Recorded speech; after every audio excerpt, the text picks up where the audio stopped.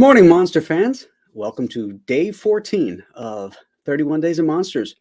We're going to get a little freaky today, and we're going to talk about 1932's, or Tod Browning's 1932 exploitation film, Freaks. Now, I've got a trailer to run here. It's a modern mix, but I think it's pretty cool, and I think it tells the story really well, because, in 1932, their trailers sucked. So...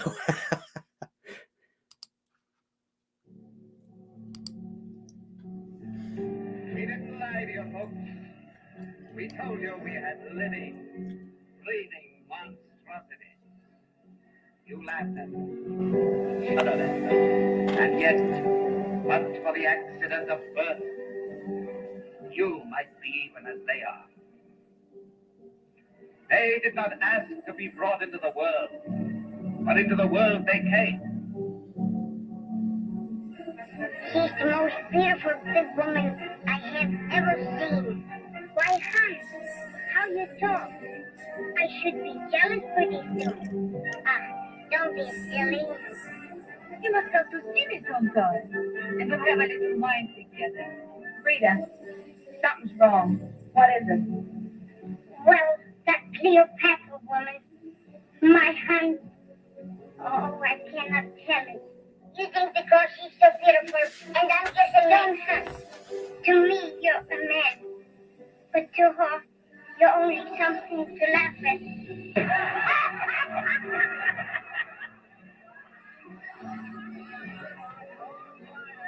You spoil everything. If he hears you. Then it's not for Hans you care. It's the money. He has told you of the fortune he has inherited. Her fortune. Can you beat that? Her fortune. And I have him like that. Let them laugh. That swine. I love her. They can't hurt me, but they hurt me. They're going to make you one of them. Rising up.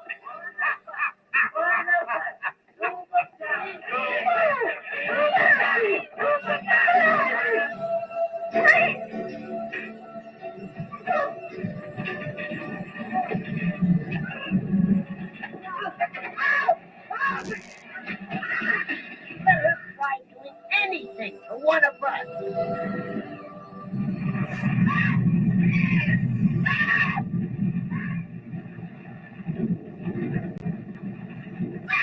That's terrifying.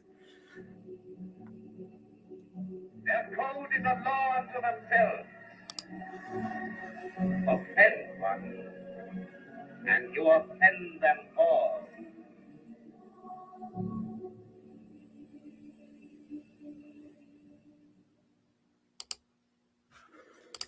That's a great trailer. So, we got a freaky movie to talk about today. Tod Browning, who directed, of course, Dracula for Universal, was a contract director for MGM and was out on loan for Universal.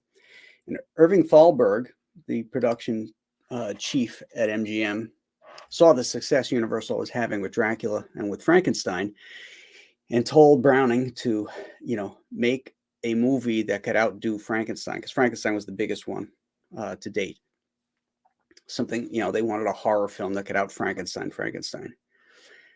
So they came up. Tod Browning who had worked in a circus. Okay, so you can see where he was coming from. Came up with this idea, and it's based on a story called Spurs.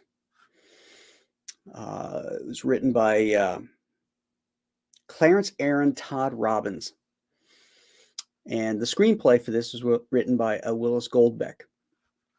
Now, Thalberg said to Goldbeck, "We want." Let me see if I can find that quote here, because this is great.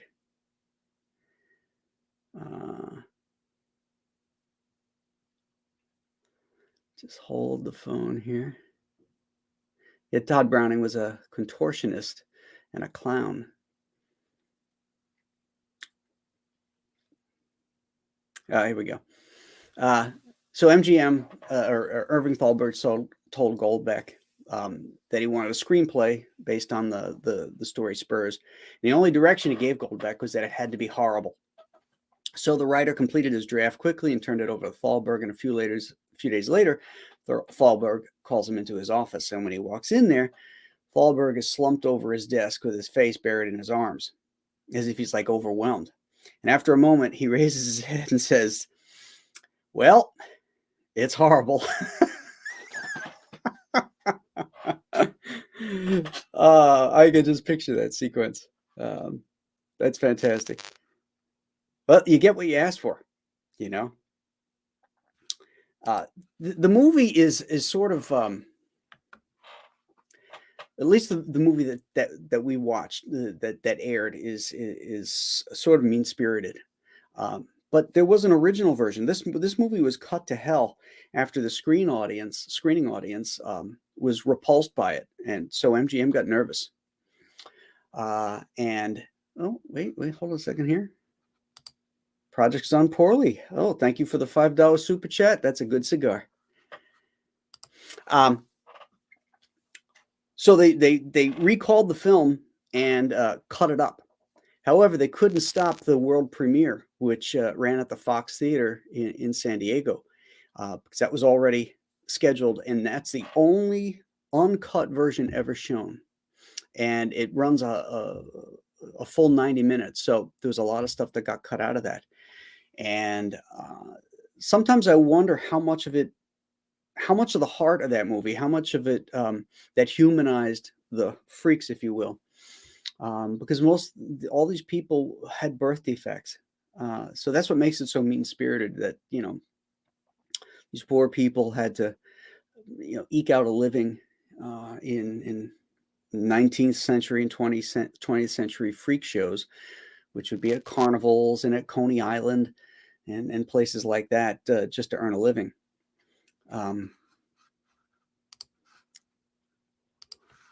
Oops.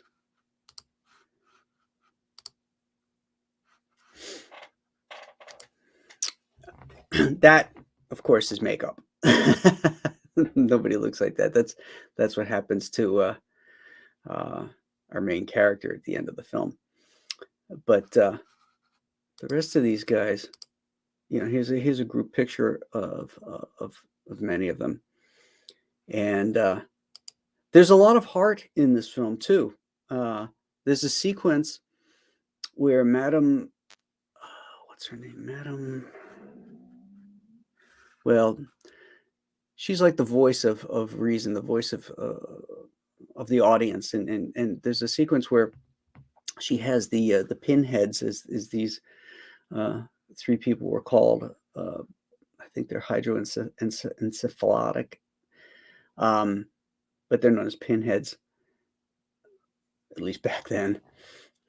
Are out playing out in the sunshine in a park, and a landowner, the man who owns the land, you know, that I guess the circus was setting up camp on, comes up to him, and she has a nice interaction with him.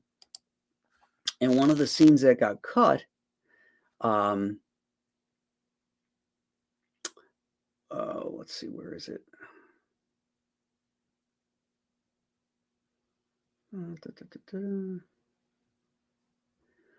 Hold the phone, folks.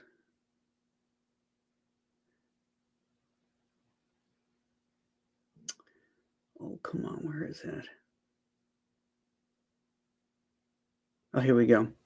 And this is according to the screenplay. Madame Tetralini, she introduces the landlord to the children, and there's additional dialogue in there that endeavored to humanize the freaks, because she tells the landlord, it's always hot and stuffy tents, strange eyes always staring at them, never allowed to forget what they are. And the landlord responds sympathetically, saying, "When I go to the circus again, madam, I'll remember."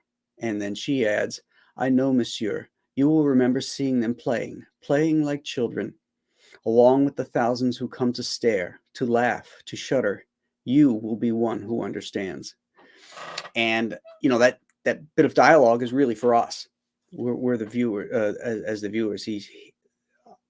I think that's a sequence that really should have stayed in the film, because it does humanize them, and it makes people that are initially revolted by what they're seeing feel sympathy for them. I mean, it's a different world now, and we have a different view of people with disabilities. But back then, it was harsh. Tod Browning's career never recovered after this movie. He made a couple more films. He was retired by 1939, so this is 1932. So 7 years. 7 years later, he retired and went into obscurity, never to hear from again. So it's a shame. He was a talented director, but a confluence of events here caused the downfall of his career.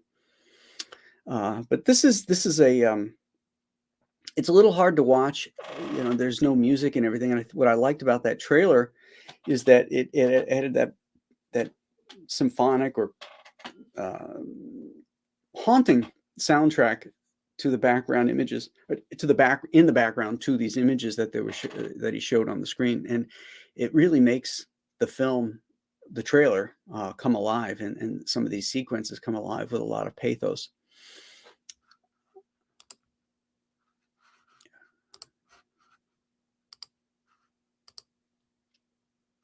Let's go back to this one.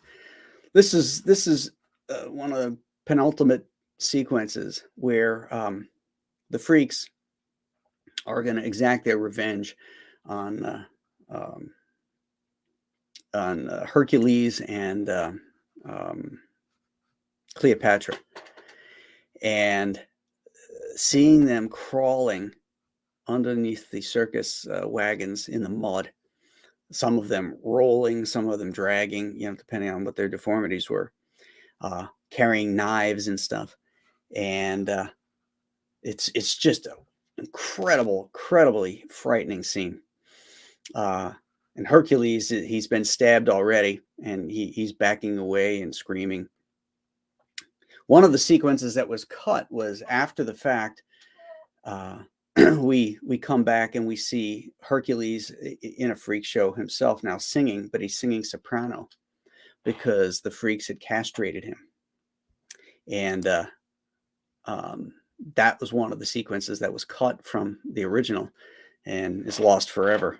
But it's in the script, so we know that it was what the intent was there. That would have been cool to see him getting his comeuppance. And then there's a sequence that was tacked on at the end where Hans is reunited with his love, who, by the way, was really his sister. The two actors, Hans and Frida, were actually brother and sister that did an act, I believe, at Coney Island. So they had to tamp down there's never any real, there's declaration of love, but we never saw them kissing or anything like that because the two actors were really brother and sister.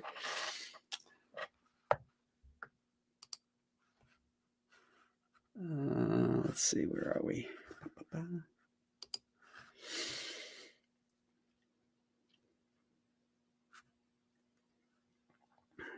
When Louis B. Mayer saw the sideshow entertainers, he was horrified, tried to get the picture shut down. And that was sort of true for other actors that were in the commissary and that would see these, these actors from this film in the commissary were repulsed by it. And many of them were forced to actually eat outside, which is, again, such a shame.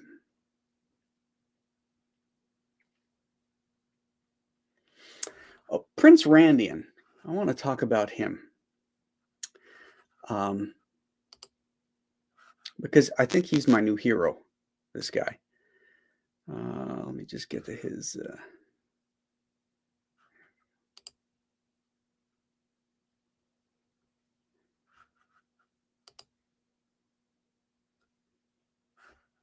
Okay. In case you're wondering who Prince Randian is, It's this gentleman here, known as the human torso, also the human caterpillar. He was born with no limbs, just a torso and his head.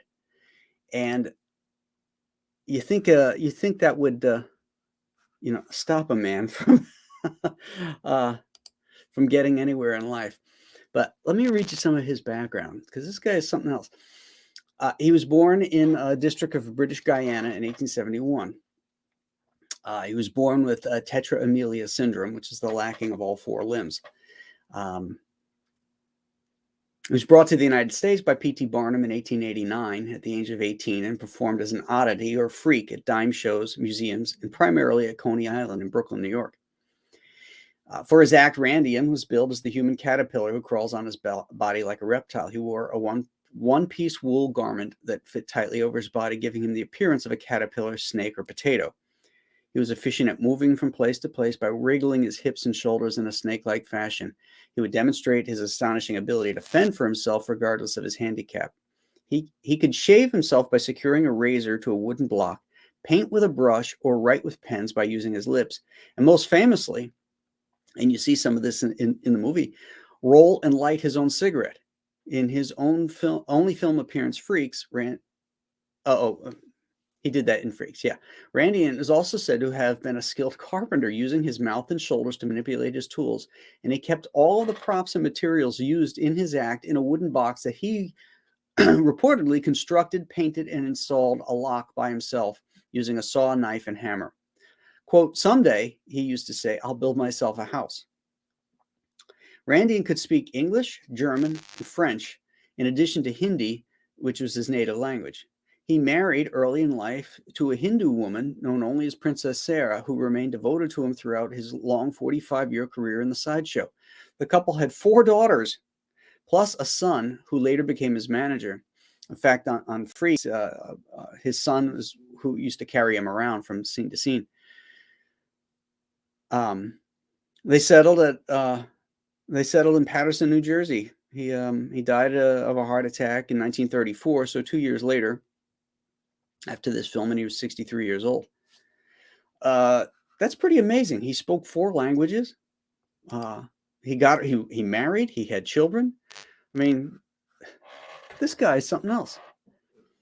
Prince Randian. So you know what? Anytime you think you got your cards stacked against you, think about this guy.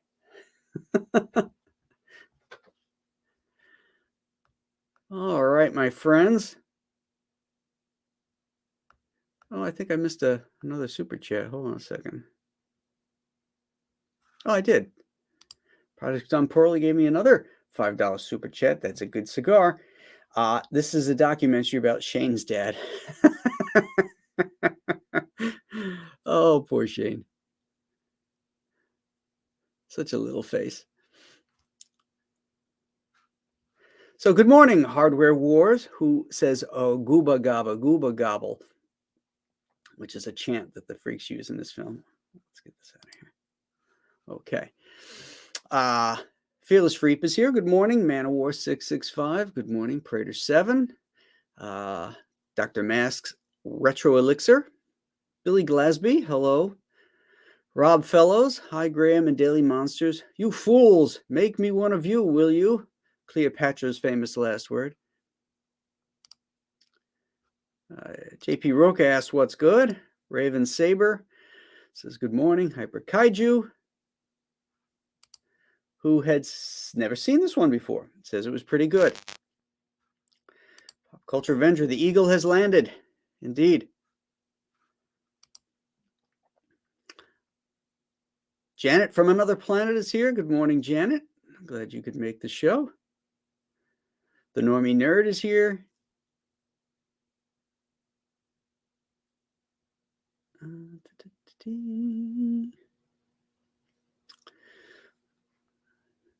Hellos to fellow chat members. Monster Fan says YouTube has a greater than hour-long documentary on the making of this movie. Interesting. Saw some of this as a kid on TV many moons ago. The pinheads creeped the hell out of me. Ran me the hell out of the room. Trailer was the first time I've seen footage in decades. Aha. So you're admitting you didn't do your homework and watch this movie yesterday. People. When I give homework assignments, I expect them to be done. Jasper Plan 9. Dan, hey, chat. Dan, this is effing early. Come on. You got to set that alarm. You got to get up. You got to start your day. Greatness awaits you out there. You got to go out and grab it. You got to do it early.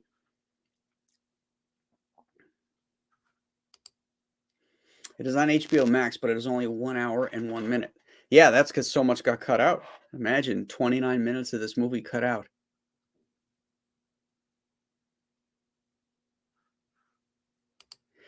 Pop Culture Avenger says, can you imagine the uproar for a film like this today? Oh, forget it. There's no way this would get made. I mean, there was an uproar in 1932. In fact, this movie was banned in many states. It was banned for 30 years in Great Britain. And it was also banned in Australia. I forget for how long the ban went there. But some of those quality of life laws, if you will, that were on the books that banned this movie in certain states have never been rescinded. So they're actually still technically on the books. So it's actually illegal to watch this movie in certain states still. Of course, that's not something that's ever going to be enforced, but, you know, it's one of those crazy little loopholes.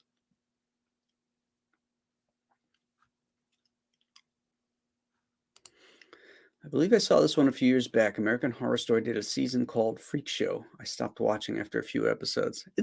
It's disturbing, you know? It really is. It's a disturbing movie. It's not like something you can get into and you're like, oh, man, I love Freaks. I got to watch that every year. No. This is only the second time I've watched it. I watched it back in the 80s, and then I watched it for this show, and that's it. It's not something I want to continue to revisit, but it has a historical significance, so that's why I thought it important to actually put on the list this year.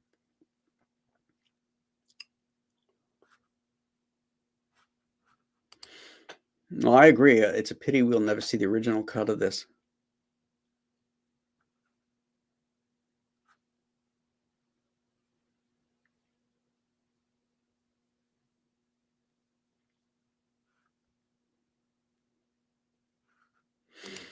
JP Roca wants to know more behind the Venus story and why did she think herself ugly or different? Yeah, I wonder if that's not covered in the original cut.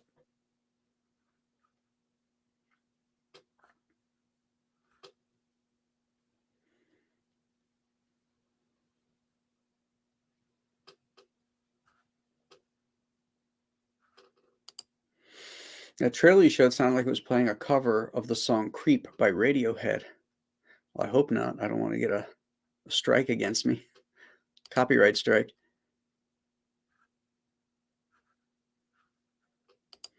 That rain scene does look very creepy.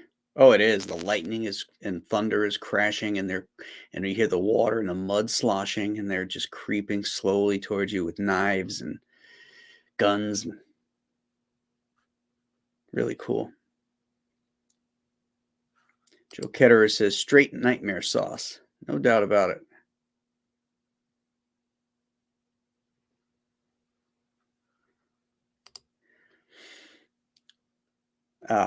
Yeah, I don't think he's actually. I don't think we see him crawling or rolling in that scene, but I can't remember now. It's dark. It's hard to say.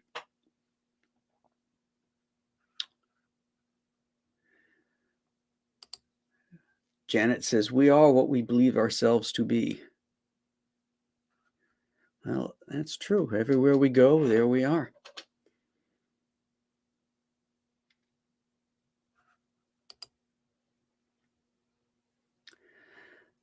Iwazaru says, why isn't this movie on Blu-ray? Seems like prime material for Criterion. Does seem like a Criterion film, doesn't it? Kind of an artsy cult film. Maybe it has to do with MGM.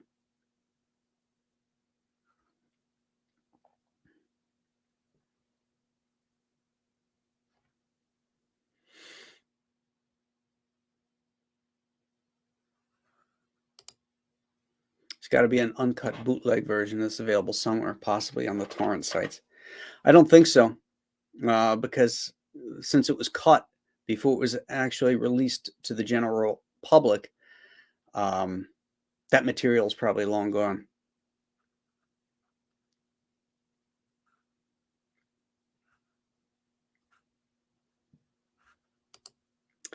JP Roca, he can light a cigarette. I wonder if he rolled that cigarette too. He did. There's again in the original cut, they show him rolling the cigarette as well. Oh, I'm catching up, and he just caught up. Never mind.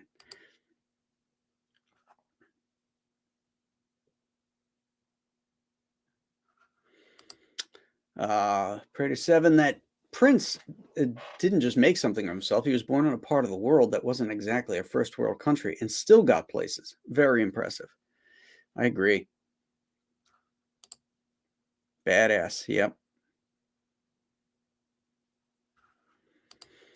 Delaware comic dude. Why they not give me notifications? I'm assuming you've subscribed to the channel and you hit that little bell button. You know, every once in a while I'll hear that, like you didn't get a notification. It's a YouTube thing. I don't know what the hell is going on with them sometimes. So he had one limb. Yes.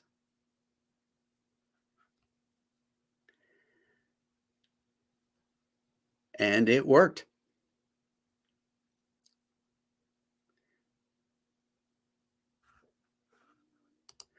Delaware comic dude says, "What a player."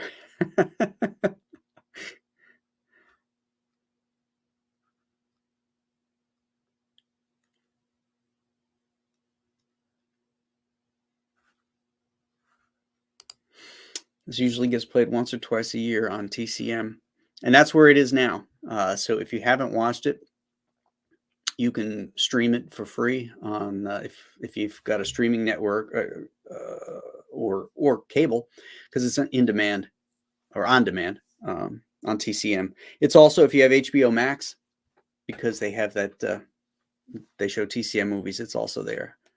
So lots of places you can catch this if you haven't watched it. Rob says, I think it got an X certificate in the UK only in the 60s. That's right, it did. Yeah, when the ban finally got lifted, it got an X rating.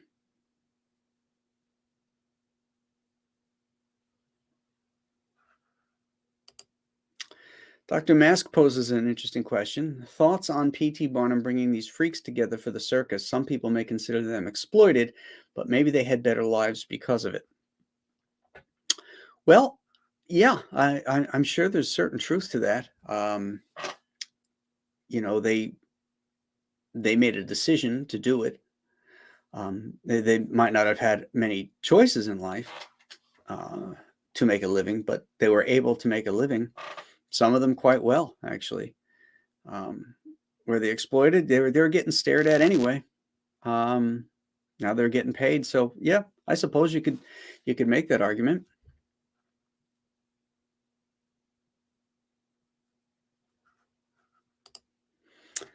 Ronan says, it's like the Simpsons law where it was still illegal to put squirrels down your pants for the purpose of gambling.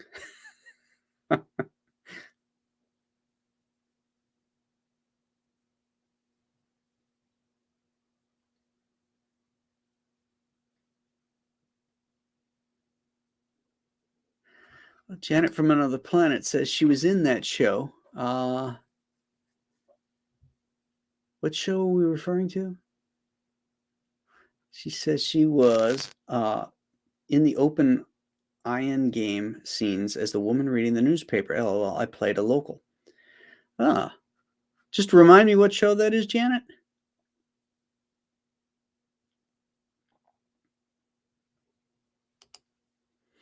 Yeah, 30 minutes is a lot of film to lose. I'm sure there's plenty of filler in there that, because a lot, especially the storytelling techniques at that time, were much more stagey. So, there could be a lot of plotting sequences that probably needed to be cut. But I'm sure there was some salacious stuff that got cut too. Rick Saylor is here. Good morning, Rick.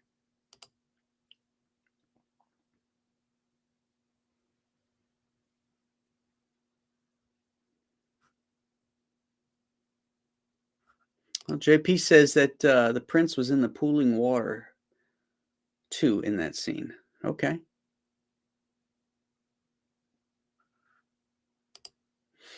Just like finding the spider pit sequence in King Kong, it would be great to see the missing footage. Yeah, so far now for the 31 Days of Monsters, there's 3 films with missing footage that I'm dying to see. The 30 minutes that were cut out of this, the spider pit sequence, which Peter Jackson redid, and which is really cool, and the soundtrack and sequences of Frankenstein talking in Frankenstein Meets the Wolfman. I so want to see those things.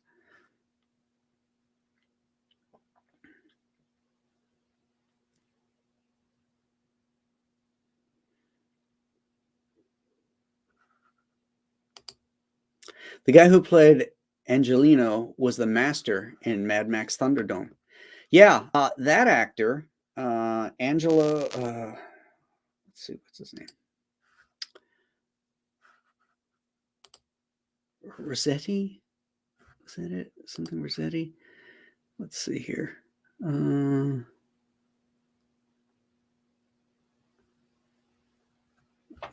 it. Cast and crew.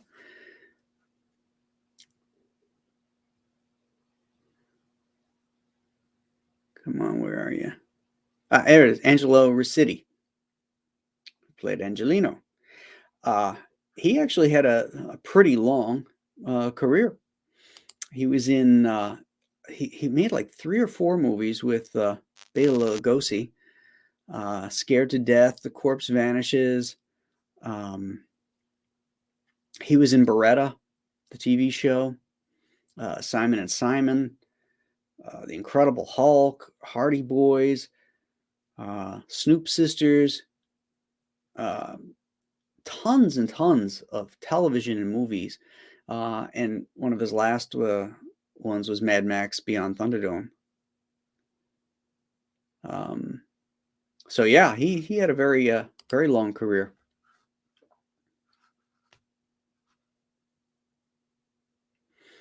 Leg Kick 1 is here. Hello, Leg Kick.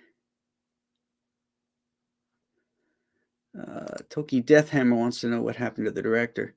You must have come in a little bit late. Toki Deathhammer talked about Tod Browning. That this ostensibly ended his career, and that by 1939 he was out of the business and had retired in obscurity. And he died, I believe, by the 1960s.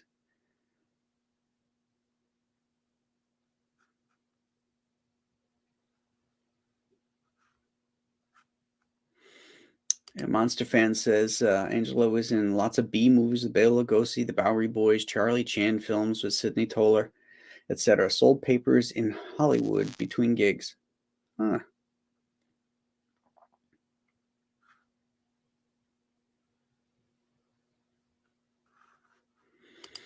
The Simpsons parody that one of us seen. It's pretty funny. Okay, cool.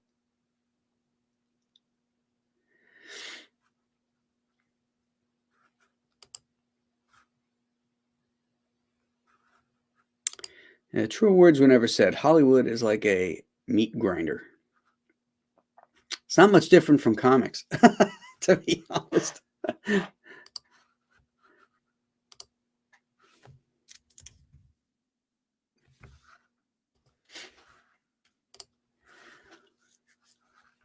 All right. righty. So let's do my. Oops, wrong one.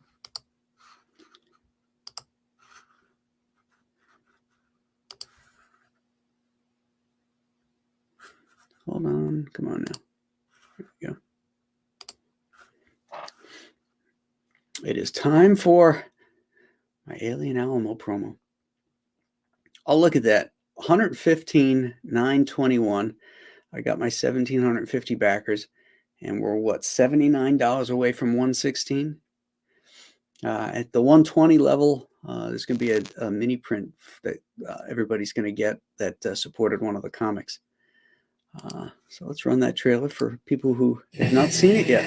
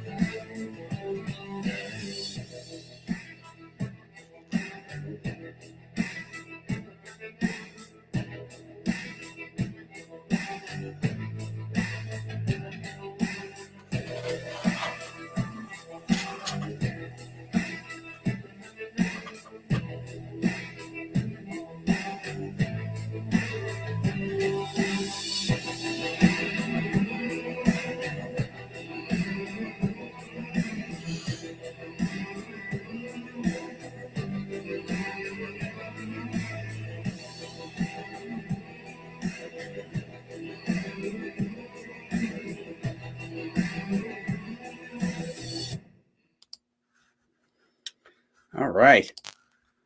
I just finished page 50 yesterday. I'm halfway through pencils on 51, and what is that? 8 pages left before I finish the actual artwork on this book. So it's moving along nicely. So please consider backing it if you haven't done so. Tomorrow we're going to be meeting here again for day 15, and we're going to go back to the same year, 1932, and talk about the original Mummy starring Boris Karloff, which has the greatest opening of any of the early Universal monster films. I don't know where you can watch that one for free. You might have to rent it. I own all those Universal films, so I can toss it into my Blu-ray player. But yeah, so you'll have to seek that one out, probably rent it.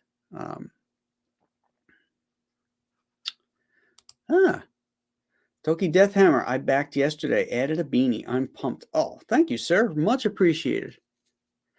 We're going to need those beanies soon, especially if you got the bald head like me. Once it hits the 50s, I got to get that sucker covered because it gets chilly. Hyper Kaiju says, back it today. I want to get my print. Delaware comic dude, I got the 3-pack. Can't wait for Shinu, Alamo, and Monster Island. Yeah, so you got the original Monster Island, the 1998 version. That's amazing. Thank you. Hyper Kaiju watched the original Mummy last night, so no homework for you. Very nice. All right, gang. So we'll catch you guys tomorrow, and we're going to talk about the great Boris Karloff and Karl Freund and the 1932 version of The Mummy. We'll see you then. Have a great day.